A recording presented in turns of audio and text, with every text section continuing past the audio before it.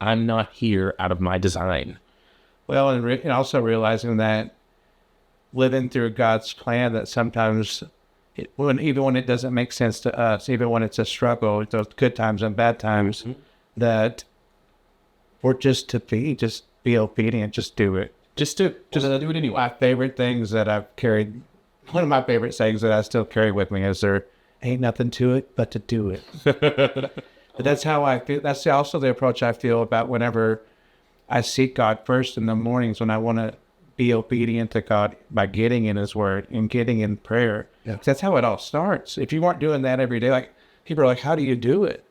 I'm like, well, that's where it starts right there, because that's what makes you want to do it. Yeah. Without that part. So you shared examples of people recognizing God's favor in their survival, redemption, and restoration. How can listeners begin to see God's favor in their everyday lives? I totally appreciate that. Yeah. Again, taking inventory.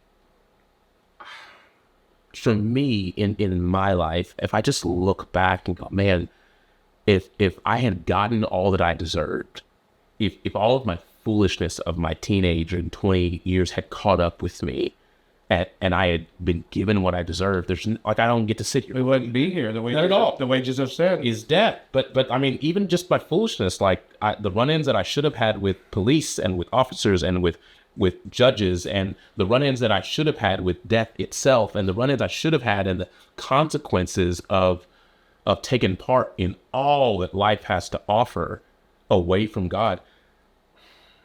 That I have friends that are behind bars right now, that I have friends that are in the grave right now, that I have friends that still carry the scars and the wounds of that time period.